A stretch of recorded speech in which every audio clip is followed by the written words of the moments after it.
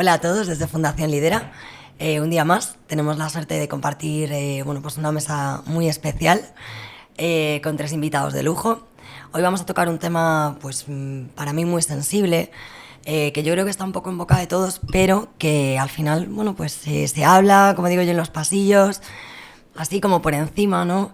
Y aunque a día de hoy sí es verdad que los medios de comunicación van haciendo un poco más de hincapié en este tema, creo que todavía desde, pues tanto desde administraciones como por parte de todo lo que a todos nos compete, ¿no? Nos queda mucho trabajo por hacer. Vamos a hablar de un tema, como os digo, que es el bullying, cómo está afectando a todos nuestros adolescentes, qué necesidades no están empezando a aparecer y que yo creo que los 4 que estamos aquí estamos un poco de acuerdo en que hay líneas de actuación que todavía no se están tocando. Y bueno, os voy a presentar. Tenemos a Lara Fernández, que es profesora responsable de contenidos y además, pues en primera persona ha sufrido lo que es bullying y pues lo que conlleva, ¿no? Pasar por un tramo así. Tenemos a Silvia Álava, que es psicóloga, y tenemos a Santos Solano, que también es psicólogo. Ambos dos, están muy relacionados con toda la parte de adolescencia y con los chicos que están dentro de las aulas. Y desde luego para mí es un placer porque como ya sabéis de podcasts anteriores, yo también tengo un hijo que está en su preadolescencia y empiezas, ¿no?, a ver necesidades, cosas que empiezan a pasar. Y pues si queréis vamos de aquí para allá, os presentáis un poco y si quieres, en este caso Lara, meternos un poquito en qué ha sido tu vida, ¿no?, y cómo lo has sufrido y cómo has podido salir de ahí, que yo creo que también es importante. Bueno, yo soy, como has dicho, maestra, también soy mamá. Lo que pasa es que mi peque tiene 3 años, pero también me preocupa mucho como madre. Además es, no solo el que sea víctima de bullying, sino el que pueda hacer, que parece que no nos paramos nunca a pensar en el agresor, entre comillas, en este caso, ¿no? Siempre pensamos, no quiero que le hagan bullying, no quiero que le trate mal ya, pero también educa a tu hijo para que no lo haga, ¿no? Entonces, como además haberlo vivido en primera persona me hace obsesionarme un poquito con este tema e intentar buscar también, ahora que he estado en jornadas de puertas abiertas para el cole, buscar un colegio, a ver que tuviera un buen protocolo, aunque todos lo tienen en la teoría, ¿no? Y luego en primera persona, a mí me cambiaron de colegio por circunstancias familiares con unos 9-10 años, que es una época complicada, es esa preadolescencia, y yo llegué a un colegio y era la nueva, pero fui la nueva durante 5 años que estuve en ese colegio, o sea, yo llevaba 5 años y seguía siendo la nueva. Y para mí fue muy duro, porque es verdad, y ahora nos comentarán Santos y Silvia que el bullying o el acoso escolar, porque no se hablaba de bullying, era diferente porque no había tecnología, no había redes sociales, no había móviles, ¿no?, que es otra manera también de hacer el acoso, pero existía y estaba silenciado. O sea, no se hablaba de él, entonces nos daba mucha vergüenza. Yo, de hecho, no se lo decía a mis padres. Me encontraba pintadas cuando salía de mi casa, me encontraba cartas anónimas en mi buzón de casa, insultos, aislamiento. Yo vivía en una ciudad pequeña, soy de una ciudad pequeña, y para mí mi salvación fue cambiarme al instituto. Cuando pasé al instituto, hay más gente, entonces yo decía, la probabilidad de que me toque con estos niños en la misma clase ya van a estar divididos, ¿no?, porque siempre es como un grupo pequeño el que hace bullying y los demás le siguen, entonces si están divididos o hay más gente, es más complicado, entonces ya no hay una masa, ya se difumina un poco, a lo mejor te lo hace 1, 2, 3, pero ya divide y vencerás, ¿no? Y luego cuando terminé el instituto yo tenía muy claro que me iba a ir de esa ciudad. Entonces yo quería estudiar 2 carreras, quería estudiar periodismo y magisterio, y entonces busqué la que no había en mi ciudad para estudiarla primero. Y ahí fue como un poco, cuando dices tú, ¿cómo lo has superado? Yo creo que no lo he superado, creo que he huido, porque tampoco tenía herramientas para superar, nadie me las dio, tampoco las busqué, no sabía cómo hacer, no había información. Pero es duro lo que dices, ¿eh? O sea, no lo he superado, he huido.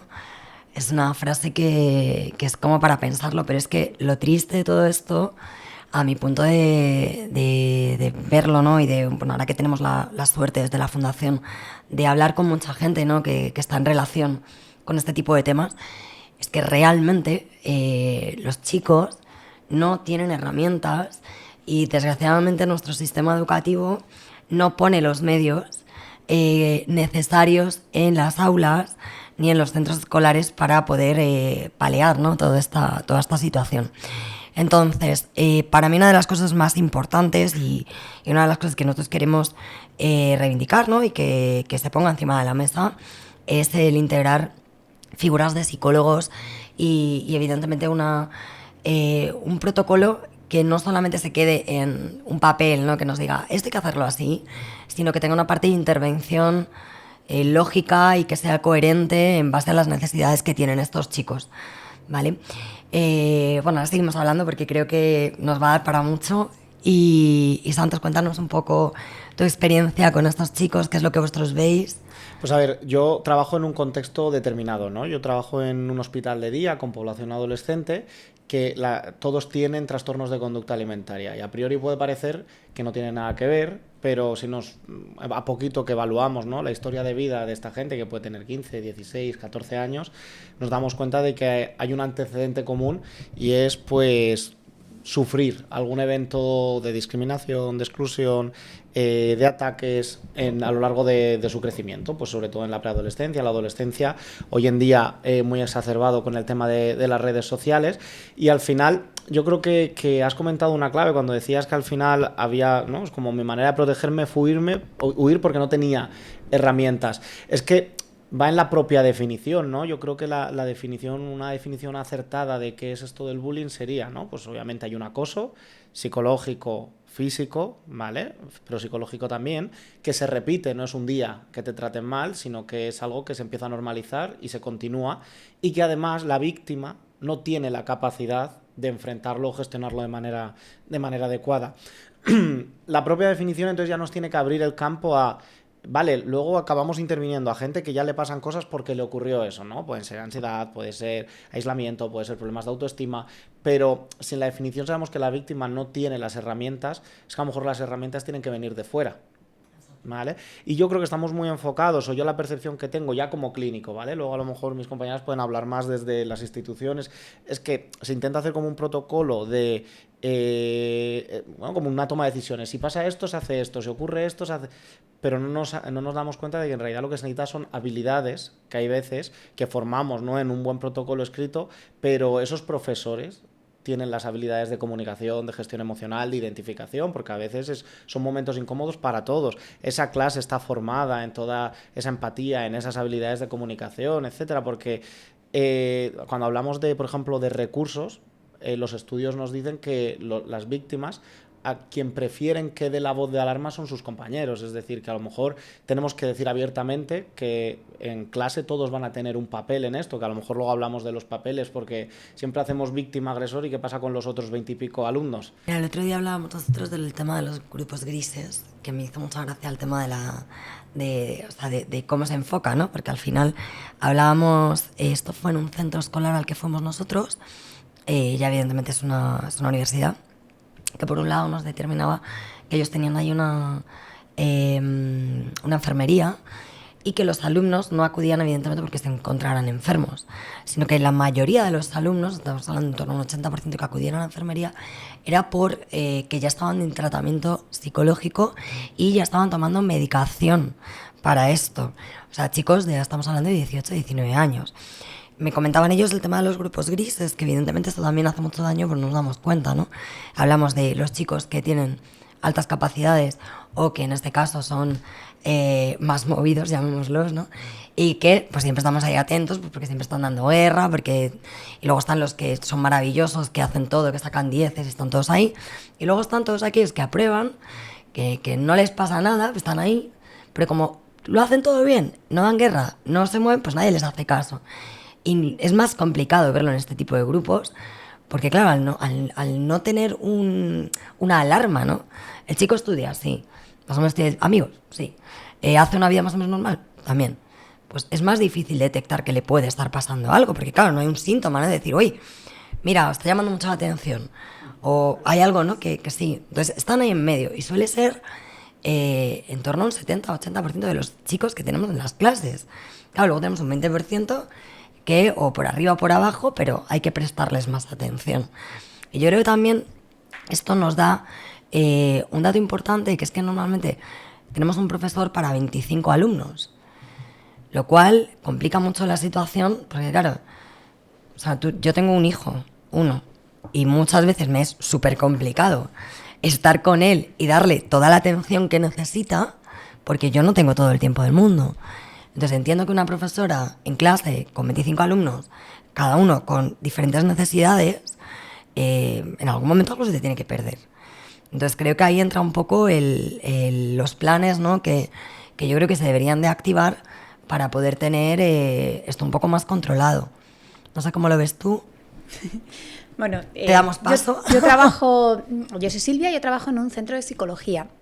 Entonces es cierto que, por ejemplo, en mi trabajo más de psicóloga sanitaria, ¿qué es lo que nos ocurre? Que bueno, pues los papás los que nos traen siempre son las víctimas, ¿no? Las víctimas en ese momento en el que han descubierto que están siendo víctimas de bullying o víctimas de ciberbullying, que son cosas que son diferentes, aunque a veces está en un continuo, no tienen duda en que necesitan ayuda. Sin embargo, a esas víctimas ha habido unas personas que también lo están pasando mal, que también tienen una problemática que hay que trabajar, que es el acosado. Entonces, ¿qué es lo que ocurre? Yo he trabajado con acosadores, sí, pero cuando viene ese agresor, viene ya directamente de las orejas porque les han dado un ultimátum desde el colegio de o tiene terapia o si no va a salir fuera. Pero es raro que sean los propios padres, ¿no?, del acosador quienes directamente piden ayuda y a veces se malinterpreta diciendo, no, es que mi hijo es líder. No, mira, perdona, tu hijo no es ningún líder. Porque a un líder le siguen sin ningún tipo de necesidad de amedrantar ni de hacérselo pasar mal. Mira, sin embargo, sí. Perdón, en base a esto, y ahora seguimos, es que me ha venido a la cabeza, nosotros tuvimos aquí la suerte de tener a Pedro García Aguado en un Chester con Javi, y nos dijo, es que se nos escapa que normalmente el agresor tiene muchos problemas, pero muchos, pero nadie le ha dicho, claro, como es el agresor, me voy a sentar contigo, a ver qué te pasa. Entonces se nos olvida tratar el otro lado, tratamos a la víctima, pero no tratamos al agresor, que normalmente suele tener muchos más problemas incluso que la víctima. Pero hay que hacerlo. Sin embargo, cuando vamos a los centros educativos es muy importante que cambiemos el enfoque. ¿Por qué? Porque cuando tú vas a un centro educativo, lo que tienes que trabajar es en la prevención. Es decir, está genial tener ese protocolo que todos los coles lo tienen, de si pasa A, ¿no? ¿Ve? Con un diagrama de flujo perfecto de lo que vamos haciendo. Maravilloso, ¿vale? Pero es que no hay que esperar a que eso ocurra, no hay que esperar a abrir el protocolo. ¿Por qué? Porque eso significa que ya tenemos un niño, una niña, un adolescente que lo está pasando francamente mal, que tiene 6 veces más posibilidades de que su salud mental se rompa y que desarrolle un trastorno de depresión mayor, ¿vale? Más probabilidad de autolesiones, más probabilidad de ideación suicida. Entonces, no hay que esperar a que ocurra eso, hay que hacer esa intervención con todo el centro educativo. Y la intervención se hace con el colegio al completo, es decir, con los profesores, con las familias y con todos los alumnos. ¿No? Totalmente sabemos desde la evidencia científica que esas formaciones que realmente funcionan y son efectivas son cuando se hacen formaciones de tipo SEL, es decir, los Social Emotional Learning, es decir, trabajar todas las habilidades socioemocionales. Y eso hay que trabajarlo con todo el grupo, porque es muy importante que ese grupo sea quien pare. Y si hemos trabajado en lo importante que es el respeto, que hay una persona que lo está pasando mal, es mucho más poderoso que sea el propio grupo el que le digas, ya, para, no te pases, lo está pasando mal. Yo os lanzo una pregunta a los tres y me lo vais contestando. Claro, porque normalmente en todos los centros, ¿no?, tenemos diferentes materias que se tratan y suele ser pues lo típico de toda la vida. Yo creo que aquí todos hemos estudiado lo mismo y da igual la generación, porque mi hijo sigue estudiando. Cierto es que estudia todas las cosas porque va, tiene otra metodología, el centro al que va, pero en general el sistema español de educación tiene lo que tiene y lo tiene desde hace 40 años y no ha cambiado. ¿Cómo veis vosotros la importancia de que se integren diferentes materias que ayuden a dar herramientas en temas de salud emocional, poder trabajar, ¿no?, la importancia de la comunicación en los propios grupos? ¿Cómo veis la importancia de que esto se empiece a trabajar y se ponga encima de la mesa? A ver, yo hablo ahora como maestra. Es verdad que el tema de la educación emocional, y este es un melón muy grande, no hemos tenido educación emocional, o sea, yo lo resumo así, hasta ahora, y ahora empieza.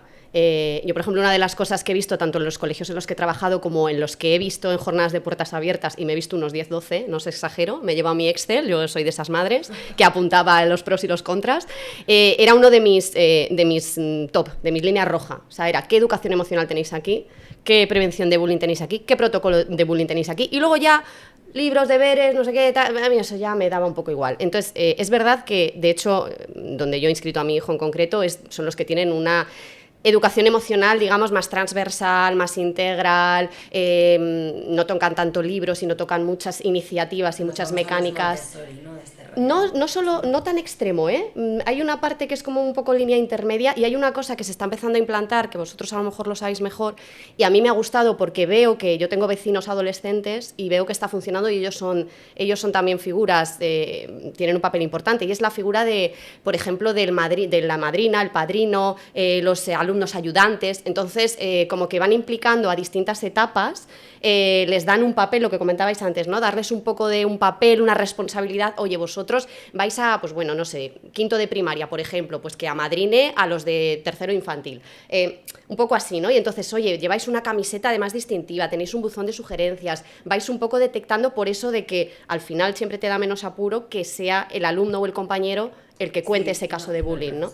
Claro, entonces ese tipo de cosas, no sé, porque claro, esto se verá a largo plazo, pero se está empezando a hacer ahora. Hay una cosa que a mí me gustaría que se pusiera sobre la mesa y es la estigmatización doble que se hace a la víctima. Es decir, la víctima ya es víctima, pero ¿a quién se expulsa del colegio? ¿A quién se le invita a dejar el colegio, a cambiarse? ¿Quién al final se cambia de colegio? ¿Quién al final, o lo deciden los padres probablemente, pero quién es al final el exiliado, por decirlo de algún modo? Casi siempre la víctima.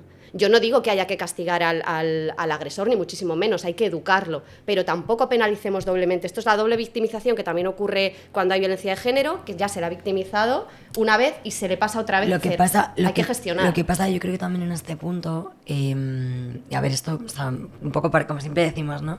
Desde la fundación nace a raíz, perdón, a raíz de circunstancias que a todos nos han pasado, ¿no? Y yo lo pongo en primera persona, o sea, mi hijo tuvo con 7 años un caso de bullying y yo lo cambié de centro, pero evidentemente yo lo cambié de centro también, él me lo pidió y para mí la importancia de todo esto también es muchas veces el salir, ¿no?, de lo que a ti te ha causado daño, muchas veces te ayuda a poder empezar de cero. Entonces, yo muchas veces no lo veo tanto como el hecho de estamos penalizando, sino que la opción de poder empezar de cero siempre la tienes, y para mí, en mi caso, disculpa, en mi caso, el poder comenzar y poder escribir un libro en blanco, para mí es una gran ayuda. Entonces, yo creo que también esto hay que hacerlo ver, no como la parte del castigo, sino como tantas veces empieces de cero, tienes la opción de escribir tu libro en blanco.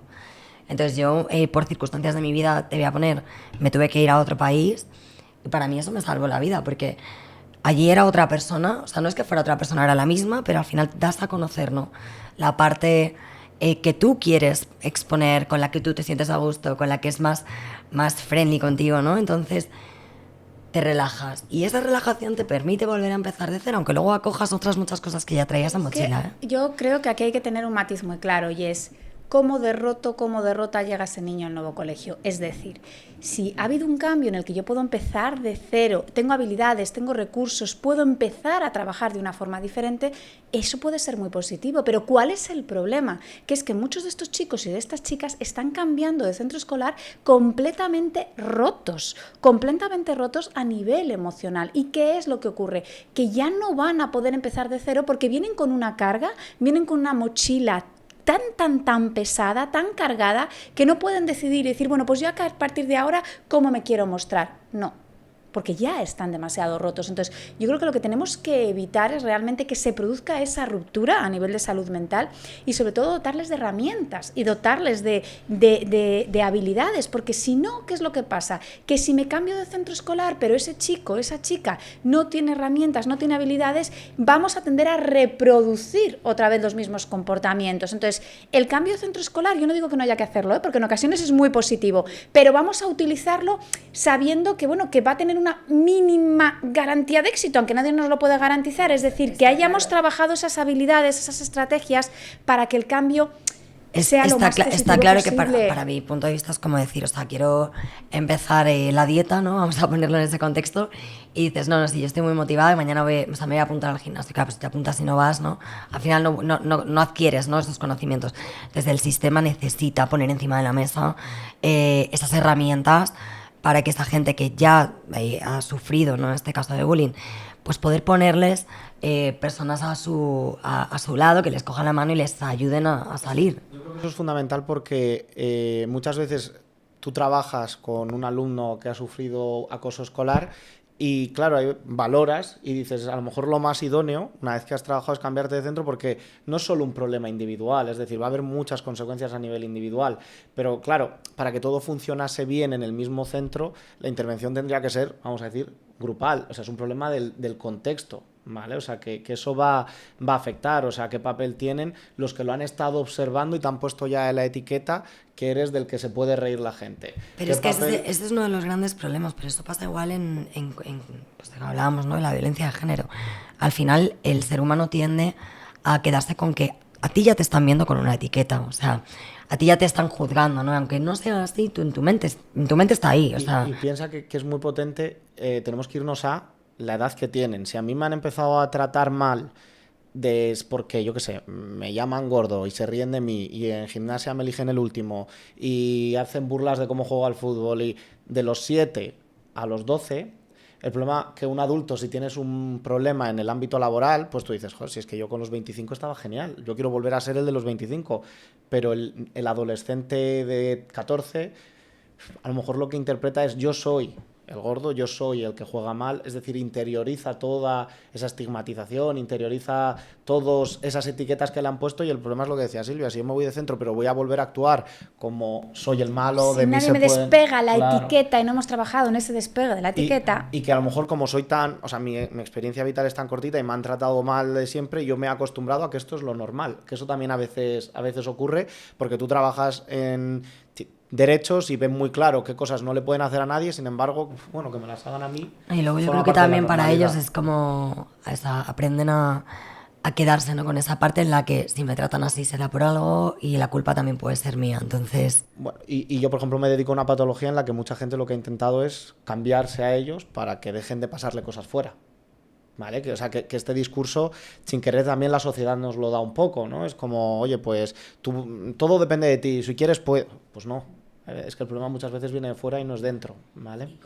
Y a mí me gustaría añadir una cosa que me parece que es muy importante, que no se nos quede ahí. Tú habéis dicho, no, es que, a ver, al acosador no hay que castigar, cuidadín. El acosador tiene que reparar la conducta. Eso no es un castigo, eso es una reparación, ¿vale? Entonces eso sí que tiene que quedar muy claro, ¿vale? No se puede quedar un acosador sin consecuencias, que es lo que muchas veces está pasando y al final salen como muy, ¿no? Bueno, pues es que aquí no pasa nada porque yo esté metiéndome con alguien o algo que les ocurra mucho. Es una broma. No, mira, no es una broma porque lo está pasando mal, pero se ríe. Claro, se ríe porque es una estrategia defensiva, porque lo último que necesita es ponerte a llorar delante tuyo, pero lo está pasando mal. Entonces a mí sí que me gustaría, perdonar que he interrumpido, para decir, oye, cuidado, que el acosador tiene que ir a reparar lo que ha ocurrido y tiene que tener una serie de consecuencias lógicas, coherentes, que vayan a reparar la situación, es decir, no un castigo impuesto que viene desde fuera, pero sí una consecuencia, y esto es súper importante para el propio acosador, para la víctima, pero también para el sistema, para que el sistema vea qué es lo que se permite y qué es lo que no se permite. Claro, pero esa reparación de la consecuencia, yo obviamente soy la primera interesada en decir, no, que no se le castigue, me refiero a que no se le estigmatice y se haga lo mismo de voy a recluirle a otro colegio, voy a penalizarle, no, sino que se haga una más educación, ¿no?, en ese sentido. Pero claro, yo me pregunto a día de hoy, ¿cuántas personas han reconocido o hemos reconocido que hemos sido víctimas de bullying? Es que das una patada a la piedra y salimos 500.000. ¿Cuántas personas? Es que yo creo que, sobre todo, no sé, yo creo que andamos todos más o menos por la misma edad, sí. Y yo creo que al final todos en algún momento de nuestra vida, sobre todo en tiempos pasados que no se medía tanto, todos hemos pasado circunstancias en las que sabemos lo que duele estar en un centro, en tu clase y sentirte pues abochornado o sentir un momento malo y decir, Dios, se me acaba el mundo. Claro, es que pero la prevalencia es muy alta, tenemos que pensar, claro. Yo me quedo con los datos del informe de UNICEF porque se lo preguntaba a los chicos, ¿vale? Se le preguntaba a 41.509 adolescentes y ellos lo que decían era que en estos momentos estaban viendo en su clase un 33,6% de acoso. Es cierto que luego también había que preguntarles, decir, bueno, ya vamos a medir el acoso, ¿no? Con medidas pero se produce todas las semanas, en la última semana, y ahí bajaba un poquito a casi un 20%. Es Ya, que un pero 20% pero es que es mucho, son muchísimos chicos y chicas pasándolo francamente mal cada día. Pero es lo que yo comento, que cuántas personas reconocemos o se sabe, pero cuántas personas han reconocido haber hecho bullying, pero ni de nuestra edad ni de ninguna. Yo tengo dos teorías, y esto a lo mejor vosotros podéis saber. Una, que no son conscientes porque en aquel momento no se tomaba como tal, y dos, por vergüenza. Porque qué persona ahora... No, es que yo... Pero claro, si hay víctimas, es que hay acosadores. Entonces, es verdad que no se ha hecho esa reparación, como dices tú, no se ha hecho esa educación, porque a la vista está que no hay. O sea, no hay personas que digan, oye, mira, yo he aprendido de esto, lo hice mal, porque está claro que las hay. Y todos en algún momento probablemente habremos tratado mal a alguien y hemos sido tratados mal por alguien. Eso es así. Lo que pasa es que ya esto es otro nivel, esto es otra película. A esto que estamos hablando, claro, nosotros venimos de una época en la que no había tecnología, ¿no? Pero claro, hoy... a día de hoy nos juntamos con que a esto que ya estaba encima de la mesa, que era un caldo de cultivo de toda la vida, le añadimos las tecnologías, las redes, como hablamos nosotros del tema de la dismorfia, el selfie, gente que no se gusta, gente que quiere ser otra cosa completamente diferente. Este cambio, ¿no? de imagen que para ellos es tan importante. Y que yo creo que no le estamos dando la importancia que debe, o si se la estamos dando, desde luego no lo estamos tratando, ¿no? Yo creo que tú eres el experto. Sí, yo estaba esperando que hables de Santos. Nada. Te dejamos ahí A ver, que a ver, hables. sin duda yo creo que agrava, ¿vale? Porque vamos a pensar que lo que hace es que ya no haya ningún momento de paz, o incluso la sensación de ansiedad ya no sea mañana tengo que ir a clase, sino sea estar mirando constantemente el móvil a ver si tengo notificaciones, a ver si han creado un perfil falso, a ver qué se está diciendo de mí, a ver qué foto han... ¿no? Pues como comentaba ella antes, pues salgo a la calle y voy a mirar si me han hecho pintadas. Esa ansiedad es terrible. Pero imagínate que las pintadas pueden ser 24 horas, 7 días a la semana, en redes sociales, ¿vale? O sea, y en vacaciones, y que hay chicos y chicas que cambian de centro educativo y todavía sigue el acoso de los anteriores compañeros de su colegio. Y que yo creo que aquí como sociedad tenemos mucho trabajo que hacer, porque cuando hablamos de adolescentes todos nos ponemos en un rol adulto, experto, en el que no hay que hacer esto, hay que hacer... Pero luego es que a lo mejor somos los primeros que insultan, tienen un Twitter para insultar a un político, tienen un Twitter para insultar a un futbolista, tienen un Conduciendo. Twitter para llamar guarra a la que se ha filtrado un vídeo suyo. Es decir, es que a lo mejor hacemos cosas que se parecen mucho a lo que luego les decimos que no tienen que hacer. A ver, de todas maneras, yo creo que al final somos todos un poco el ejemplo de lo que viene por detrás. Y yo creo, mira, al final una de las cosas que siempre que nosotros tenemos encima de la mesa, ¿no? Y dentro de todos los planes es que todo el mundo tenga acceso al final a una serie de expertos, ¿no? que te puedan ayudar, porque esto, si a ti te pasa siendo adolescente, cuando tú llegas a una empresa y tú no has trabajado todo esto, en algún momento serás padre y sin querer volverás a cometer errores que tenías ya en el pasado y le darás a tus hijos herramientas pues a lo mejor no tan efectivas, ¿no? Como deberíamos hacerlo. Yo es que creo que aquí hay como, yo creo que coincides, ¿no? Que como sociedad a veces tenemos que desmentir esto de que lo de regular emociones cada uno lo hace en función de, pues, yo qué sé, su personalidad, ¿no? Su genética. Yo es que siempre he sido así. Oye, es peligroso el mensaje, porque al final esto es como si dijésemos que hay familias en las que leen muy bien, y a lo mejor tiene que ver con que en casa todos leen y hay libros, y en otras casas no hay libros, nadie lee, pues el niño no sabe leer, es que se le da fatal leer, o sea, es un aprendizaje, ¿vale? Entonces, pensemos que por cómo tenemos construido el sistema, hoy en día aprendemos a regular emociones en nuestra casa. ¿Quién nos enseña? Gente que no tiene por qué saber regular emociones. Por lo tanto, vemos claramente esa herencia que no es genética, sino que tiene mucho más peso la convivencia, lo que yo veo. Entonces, cuando hablamos, por ejemplo, de esto de formar, o sea, estaría genial, ¿no? Que en una casa se pueda hablar abiertamente de bullying y que el chaval pueda decir, yo es que creo que le están haciendo algo injusto a un compañero, y que los padres, pues es que no solo a lo mejor tenemos que dar un protocolo al colegio, a los profesores, a los alumnos, a lo mejor también hay que hacer un trabajo con los padres. Mira, una de las cosas que nosotros, dentro de todos los estudios que estamos haciendo, ¿no? Y cosas que se nos van ocurriendo a medida que vamos trabajando, es esto, evidentemente. Hay que poner en el centro diferentes herramientas, desde la parte preventiva, dar charlas a los chicos. No solamente me sirve el hecho de poner unos cuestionarios, bueno, pues que nos ha dicho, ¿no?, desde la Comunidad de Madrid en este caso, porque vivimos en esta comunidad, pero bueno, pasamos unos cuestionarios, se lo pasamos a la orientadora, bueno, sí, pues están bien o no están bien, no, sino que tengan esa parte por lo menos una vez a la semana en todos los centros, en todos los cursos, que un psicólogo hable con esos alumnos y les dé herramientas. Pero estos mismos cursos hay que darlos también a los padres y evidentemente hay que darlos a los profesores, porque todos somos personas y hablamos siempre, o sea, yo hoy hemos venido al podcast, pues me he tirado 2 horas en la carretera, pues evidentemente pues a lo mejor no vienes con las mismas ganas, ¿no? Y te dicen algo y haces ¡ah! Y saltas. Entonces, somos personas y los alumnos son personas igual y les puede pasar cualquier cosa o al profesor o al padre. Entonces, creo que es importante que todos como comunidad tengamos acceso a algo tan importante es como trabajar las todas esas emociones. habilidades de inteligencia emocional. Al final, la inteligencia emocional son una serie de habilidades y como tales habilidades se aprenden y es la capacidad que todos tenemos para percibir las emociones en uno mismo, en los demás, entender la información que nos están dando esas emociones, que no hay emociones buenas ni emociones malas, que todas nos están diciendo que nos ocurre algo, comprender por qué yo me siento como me estoy sintiendo, por qué la persona con la que estoy hablando se siente así, y cuando soy capaz de hacer eso, seré capaz de regular las emociones, que al final eso no significa que es que tengo que hacer, me las trago hacia adentro, no, significa que en lugar de responder de una forma automática y de reaccionar, lo que hago es que respondo de forma consciente, es decir, como yo he decidido que tengo que responder a esa emoción que estoy sintiendo, pero no negarlas. Y esto es algo que se trabaja. Pero para trabajarlo hay que trabajarlo, lo que decíamos antes, con toda la comunidad educativa. Hay que trabajarlo con los profes, hay que trabajarlos con los alumnos, hay que trabajarlos en la familia. Aquí tenemos que ir en equipo, porque si no vamos en equipo no vamos a funcionar bien. Y el principal agente donde realmente se aprende esa inteligencia emocional sobre todo es en la casa, porque son los que más tiempo están y los que más están pasando. Y en ocasiones muchas veces miramos diciendo, no, que a mi hijo le enseñen, que a mi hija, no nos damos cuenta que a veces nos tenemos que mirar nosotros mismos. Yo trabajo en un centro de psicología y soy la directora del área infanto-juvenil. Y aquí os aseguro que trabajamos bastante casi más con los padres que con los propios chicos y chicas.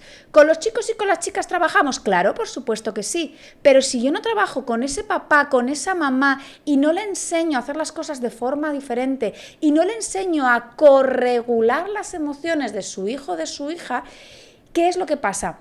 Bueno, pues que la eficacia del tratamiento va a ser muchísimo más bajita. ¿Por qué? Porque la zona del cerebro que regula las emociones, que es esta de aquí, que es el lóbulo prefrontal, no termina de madurar hasta los 25 años. Hay algunos autores que ya hablan hasta de 28. Escucha, me estás dando muy poca esperanza, ¿eh? No, te estoy dando toda la esperanza del mundo, porque estoy diciendo que son habilidades que se aprenden. No estoy diciendo que esto es un tema que es 100% genético y lo que te ha tocado. No, esto se puede aprender y mejorar. Yo te lo digo porque claro, con un pedo adolescente en casa y todavía me quedan muchos años hasta que aquello quiera madurar, pues pero hombre. tú le vas acompañando. Lo que sí que Claro. es verdad que hay una frase que nosotros decimos muchísimo y que yo cada vez estoy más convencida, suena muy fuerte, pero es que el bullying somos los padres. Sí, O sea, es esa frase, el bullying somos los padres. Hay una cosa que nosotros hablamos también, que hace poco se habló aquí también, ¿no? El hecho de que desde muy pequeños se nos ha codificado para reprimir las emociones.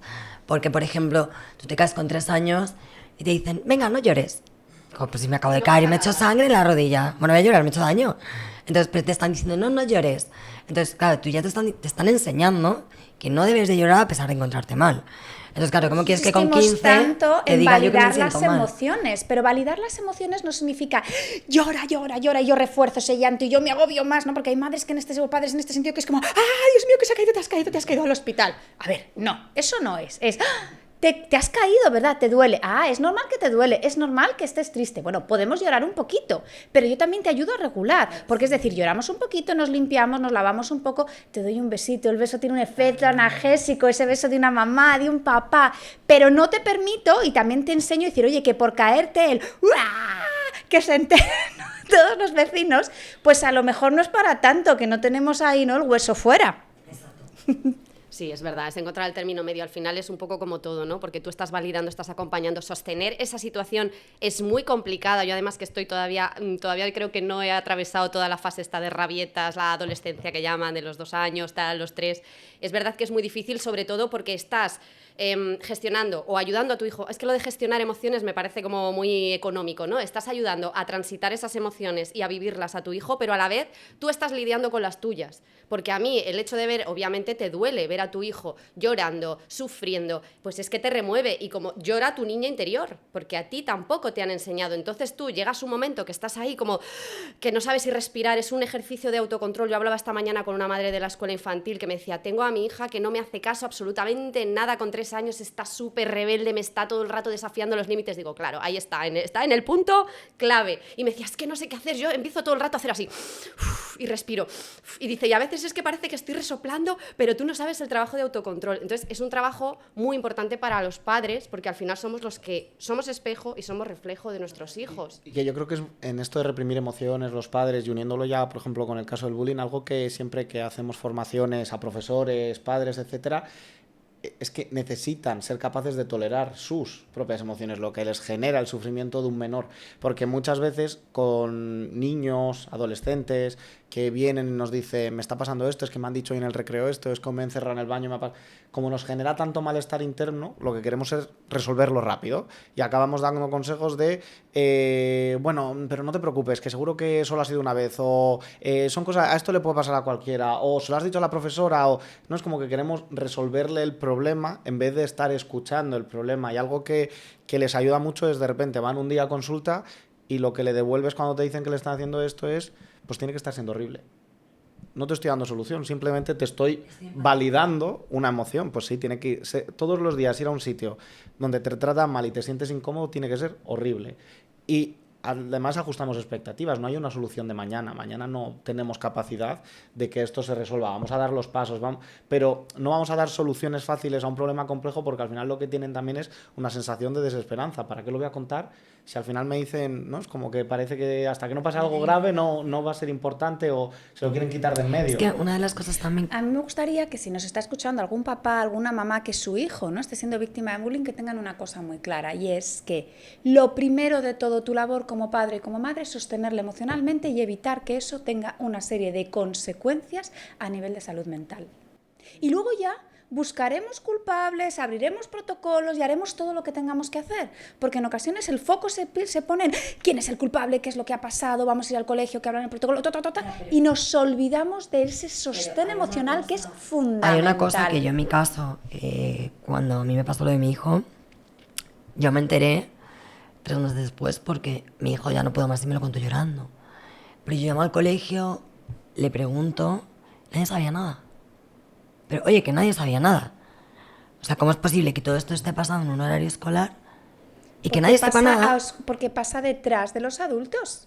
No lo hacen delante de los adultos, pasa siempre detrás de los adultos. Bueno, pero entonces volvemos a lo mismo, faltan medios en los centros, porque evidentemente, o sea, pero esto, vamos, si tú que eres profesora y estás en un centro, en un recreo con 150 alumnos y tenemos 3 cuidadores, hombre, pues que se te escape algo es normal, porque se me escapa a mí en mi casa, que a veces que estoy cocinando y le digo, no juegues a la consola.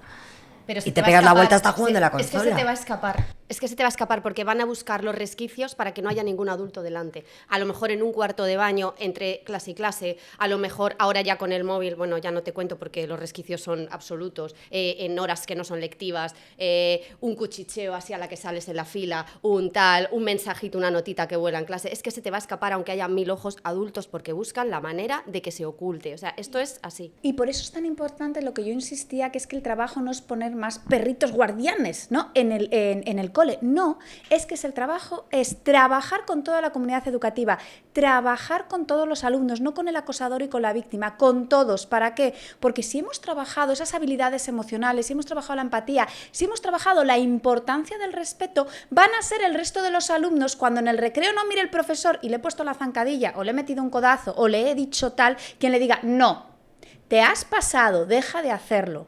Y si sigue, irán y le dirán al profesor, profe, mira lo que ha ocurrido. Y ahí es donde tenemos que poner el foco, no en buscar cómo poner más vigilancia, Y que yo creo que el papel a veces es como que estamos centrados en como que el policía sea efectivo, ¿no? Y yo creo que es lógico, porque a todos nos gustaría que si a un ser querido nuestro le hacen algo en el recreo, haya un adulto que lo ve para darse cuenta.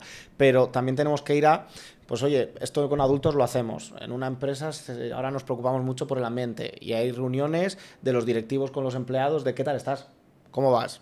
¿Qué esperas que pase dentro de unos meses? Pero es que esto no se está haciendo claro, en los es que a lo mejor centros. Entonces yo creo que esto es lo que abrir falta. Estos espacios también evidentemente. Y que los profesores, aunque no vean las cosas como para decir, yo creo, ¿no? Como si fuese un árbitro, haya pasado esto, eso está fuera. Sino también enseñarles a detectar cosas que le pasan a los niños y adolescentes cuando las cosas no van bien. Porque hoy estamos hablando del bullying, pero es que muchas veces lo que no va bien está en casa. Entonces, que creo que ahí también los profes pueden saber cómo diferenciar, porque los niños a lo mejor van, siguen sacando buenas notas y sonríen, pero no tienen por qué estar bien. O sea, que podemos aprender a detectar cambios en hábitos, cambios en si antes en el recreo hacía esto, ahora de repente no hace, o está solo con el móvil. O sea, le pueden estar pasando cosas. ¿Y cómo, desde vuestro punto de vista, pues se podría hacer, ¿no? Integrarlo dentro de las aulas? ¿Qué tips nos podéis dar? Pues mira, sería guay hacerlo en asamblea o hacer semanalmente X. Mira, a mí hay una cosa que habéis dicho vosotros, Silvia, que es el tema de los alumnos testigos. Yo los llamo testigos, los que están viendo que no están participando, ¿no? A mí ese punto me parece clave, porque al final hay un acosador, pero hay una masa que sigue al acosador. O que es cómplice del acosador, que silencia. ¿Pero crees que puede ser por miedo también? Entonces, claro, a que les pase lo mismo. Totalmente, porque lo ven como un líder, por miedo. Entonces, a mí me parece que... Y porque todos tienen deshabilidad social. Sí. O sea, si al final lo que está bien es ir a favor del grupo, pues de es la que mayoría, es muy difícil levantar la mano, darme pero la si nos vuelta pasa a los adultos, que parece que las voces discordantes, que parece que no sabemos debatir, que parece que tienes que ir siempre a favor de la corriente. Cuando trabajas con él, ¿no? Yo, algunos me han dicho, es que yo lo que quería era ascender en la escala social y la forma más rápida de ascender es, me convierto en un matona y entonces asciendo muy rápido. Claro, entonces yo creo que hay esas dinámicas que pueden ser asambleas. Yo sobre todo incido muchísimo en la educación emocional, no sé si estáis de acuerdo, más que el hecho de qué mecánicas, qué actividades, qué tal, es la empatía, desarrollar los valores, ponerse en el lugar del otro, el respeto, la educación emocional, validar emociones. Pero incluirlo como... Es que no, pero como si fuera una materia más. Mira, podría ser como una materia más, pero es que yo veo mucho más importante la transversalidad de todas las asignaturas. Igual que en todas las asignaturas puedes dar, por ejemplo, ahora en los colegios bilingües que dicen, es que vamos a dar inglés en todas las asignaturas, pues incluirlo en todas. O sea, si hay un conflicto en la clase de matemáticas y estás haciendo clasificación de colores, yo hablo ahora porque soy maestra infantil, pero bueno, o estás sumando, restando, y hay un conflicto, paras, gestionas, haces ahí esa educación emocional y la has incluido dentro de las matemáticas o en cualquier otro, o sea, fusionar todo, no es una cosa, no está compartimentado, ¿sabes? Esto te lo digo porque, a ver, nosotros dentro de todos los planos, ¿no? Hay cosas que vamos viendo. Yo creo que muchas veces el trabajarlo solamente es sentarnos, solamente vamos a trabajar esto, porque al final son menores, son chicos que están con sus cerebros a tope y muchas veces intentamos darle mucha información en muy poco tiempo y ellos ya es como que no saben por dónde andar. O sea, tiene que ser algo que sea lógico, ¿no? Pero que para ellos, me vais a perdonar que tengo la garganta, que sea algo importante en el sentido de, nos ponemos aquí, no es mi profesor el que viene, sino en este caso puede ser Santos, que es experto, ¿no? en conductas de adolescentes o de menores, y que me puede dar una serie de herramientas que yo voy a poder trabajar a nivel de comunicación, que voy a poder saber cómo me estoy sintiendo, si esto es normal o no, si es normal que yo me levante por la mañana y tenga ansiedad, o que venga a clase y no sea capaz de levantar la mano para decir, oye, que no me he enterado, ¿no? Pero existen programas, hay programas de educación emocional que están demostrando una eficacia altísima y la evidencia nos están diciendo que funcionan bien. Entonces lo que hay que hacer es instaurar esos programas, pero esto es una cosa que es muy importante.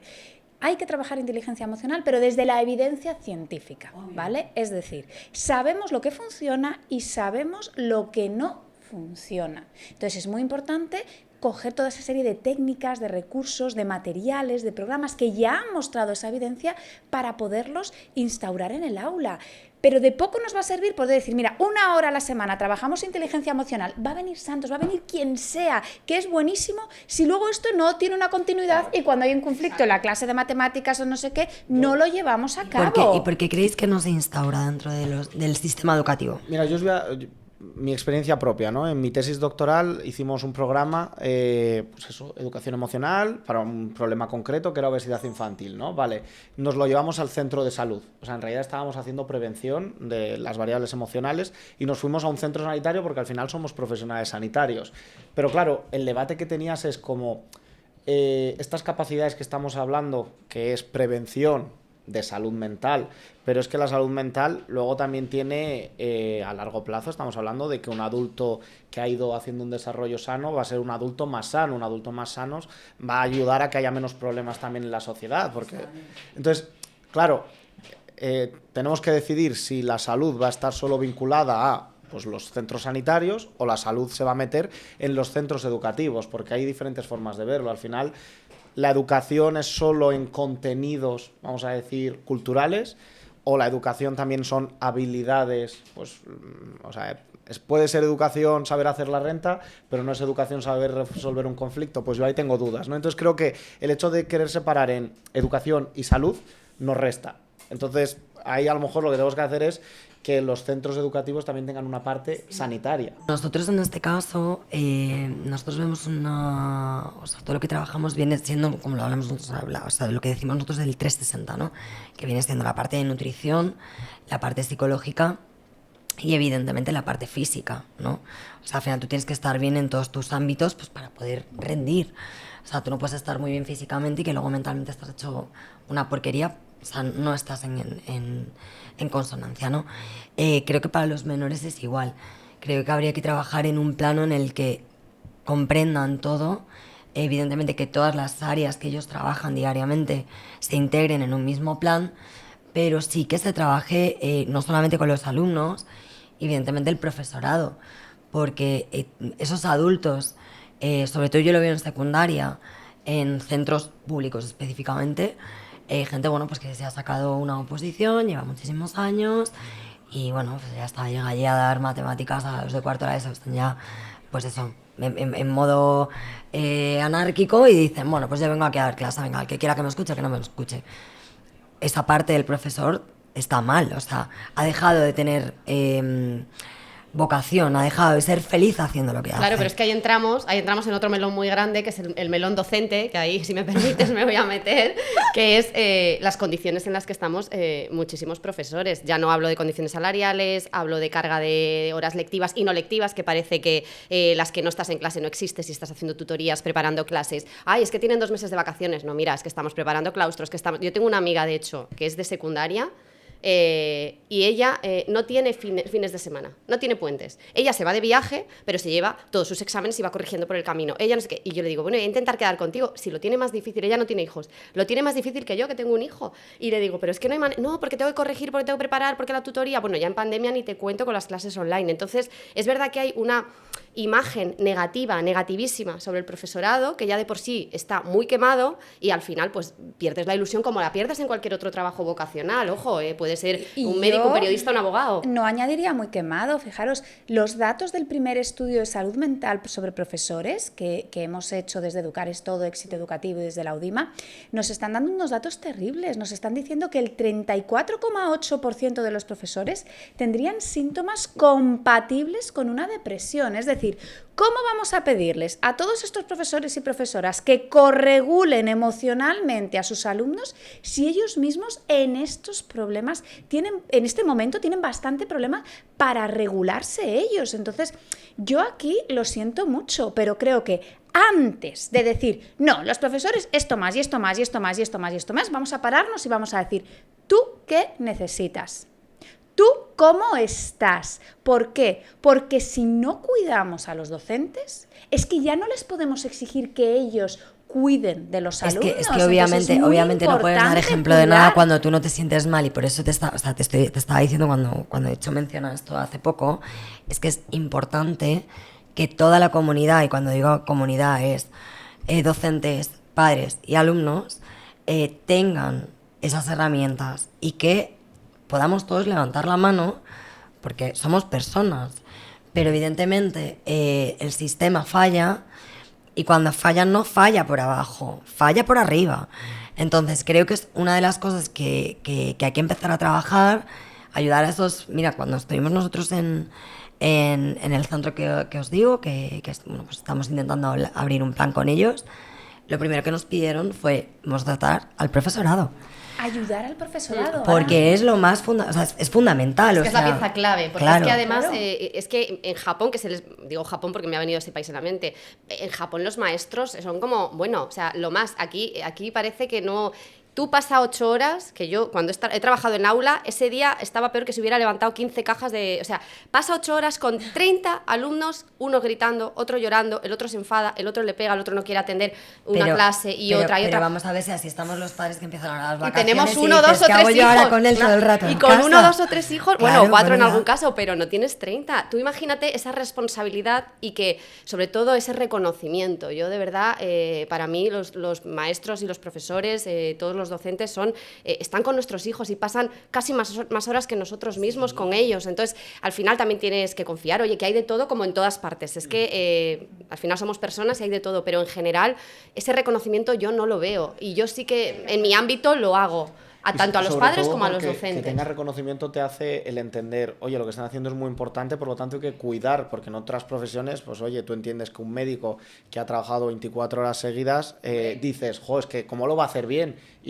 Porque su trabajo es muy importante, lo comprende. Sin embargo, yo creo que no hacemos ese ejercicio de empatía a veces con otras profesiones y te lleva a cuidar peor. Exacto, y es que además hay una cosa muy importante, lo del médico, yo esa comparación, obviamente un médico tiene nuestras vidas en sus manos, bueno, es una cosa valiosísima, pero es que tenemos lo más valioso de nuestras vidas. Un profesor tiene lo más importante del Pues mundo, eso. que es generar que tengas emoción por lo que vas a hacer el resto de tu vida. Es que les estamos Porque, confiando claro, lo que más queremos del mundo. Claro, pero otra cosa muy pero importante. fíjate que por eso lo que estamos haciendo ahora es que cuando vamos a los centros educativos a dar estas formaciones específicas de cómo trabajar la inteligencia emocional en el aula, cómo trabajar las conductas disruptivas, cómo trabajar a veces un TDAH, trastorno de aprendizaje, lo que sea, lo que estamos diciendo en los centros educativos es no hay que empezar por aquí.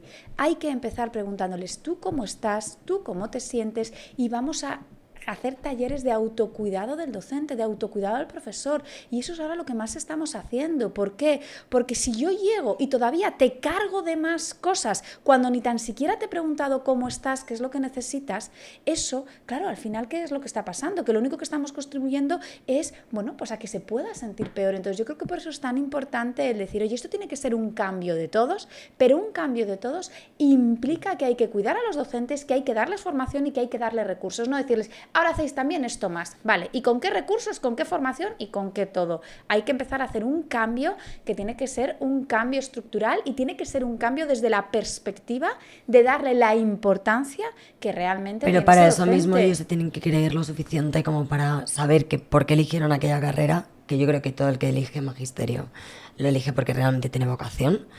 Pero pierden el 80%. Los del Es que primer la vocación estudio de está ahí, ánimo pero- es el 80%, que es altísimo, Es altísimo. O sea, pocas carreras tienen un 80% de vocación. Vamos a ser por eso, o sea, al final ellos realistas. y que pierdas al final la ilusión, creo que es un sector al que bueno, pues tenemos que atacar directamente Y además es una poniendo cosa muy- herramientas porque muy- me parece precioso. Es muy importante en el tema del bullying, la figura del profesorado, por lo que decíais, no tanto porque es un policía, sino porque al final, ¿qué sucede ante un caso de bullying? Estaréis de acuerdo, hay una guerra.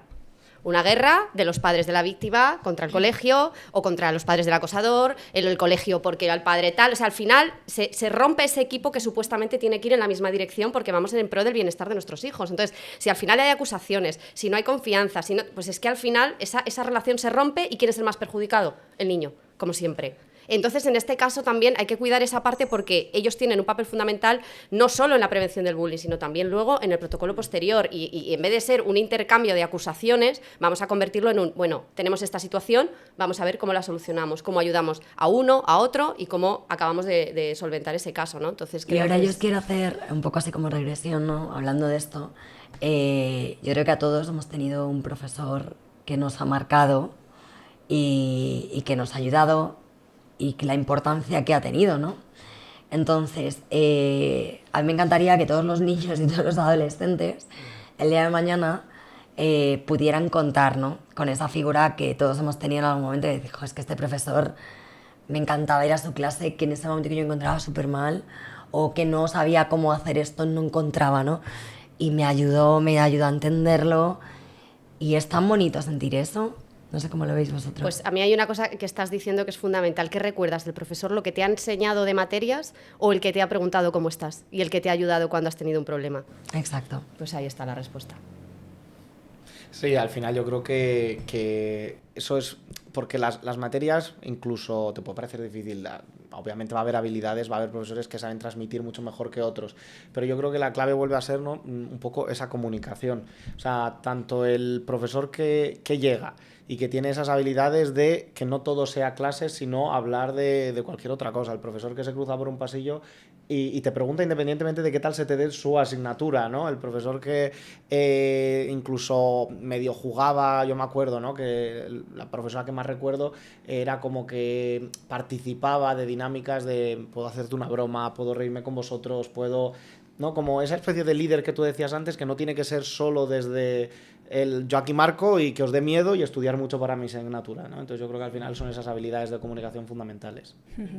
Yo creo que es eso, que es que al final la docencia es mucho más que transferir conocimientos. Yo creo que hay una parte fundamental de la docencia que es que se nos olvida que los niños están casi 8 horas cada día, ¿no?, durante 5 días de la semana, durante muchos meses en los centros educativos. ¿Y eso qué significa? Que necesitan esos adultos que corregulen sus emociones porque su cerebro todavía está en formación y muchas veces no van a poder hacer solos. Entonces a mí me gustaría también un poco, bueno, pues lanzar ese mensaje de que tenemos que cuidar esa salud mental de los profesores, que les tenemos que cuidar a ellos para que puedan hacerlo, porque en el caso del bullying es que su figura es fundamental, porque pueden mediar y lo pueden cortar muy rápido o sin querer, porque muchas veces es inconsciente y es sin querer, bueno, pues pueden hacer que el problema sea mucho mayor. Entonces es importante valorar lo que hacen, pero dotarles de más herramientas, de más recursos, sin olvidarnos preguntarles cómo están. Pues yo me quedo con una cosa que para mí es fundamental, es que yo creo que hemos abierto aquí un pequeño libro, ¿no?, con todo el trabajo que todos estamos haciendo por nuestro lado, que al final conjuntamente y trabajando en equipo, como siempre suele ser, que podamos, ¿no?, instaurar cambios que ayuden a que las próximas generaciones, bueno, pues tengan algo más, ¿no? Y que yo me voy con ese momento, pues eso, con un poquito de esperanza, de saber que vamos viendo, ¿no?, que vamos encauzando un poco dónde está el problema, por dónde hay que ayudar. Y o sea, estoy encantada con todo lo que ponéis encima de la mesa. Y bueno, aquí tenéis vuestra casa. Os dejo un segundito para que, si queréis decir algo más. Nada, yo siempre con la frase con la que me despido es que al final los padres somos los que elegimos el traje que van a lucir nuestros hijos en la vida, así que la educación es el mejor traje que podemos elegir. Yo solo voy a añadir, ahora que estamos concluyendo, hemos hablado de profesores, hemos hablado de familia, los menores están en construcción y a mí me parece súper potente cuando trabajas con un menor y de repente es él el que empieza a meter determinados mensajes en casa y eso también hace que cambie todo, ¿vale? O sea, que cambie esa parte, como yo trabajo concretamente con ellos, aparte de con la familia, que no perdamos, tú hablabas de generaciones futuras, oye, pues si cada generación estamos más formados, tenemos más capacidades, también nos ayuda a las que ya hemos pasado y a lo mejor no tuvimos tantas oportunidades. Y que en ocasiones es que hay que escuchar a los menores y hay que ponerles el micrófono a ellos para decirles, oye, ¿tú qué es lo que necesitas y tú qué es lo que crees? Porque todas, ¿no?, los planes de actuación los hacemos las cabezas pensantes, que somos adultos, que es cierto que en ocasiones es que tenemos un grado de conocimiento y que podemos ser expertos en muchas cosas, pero sentarles de vez en cuando, escucharles, ver qué es lo que necesitan es súper, súper importante. Pues con todo esto nos despedimos hoy, pero muchísimas gracias. Y aquí tenéis vuestra casa y por supuesto seguimos trabajando en equipo porque sé que van a salir cosas muy bonitas. Muchas gracias. Gracias.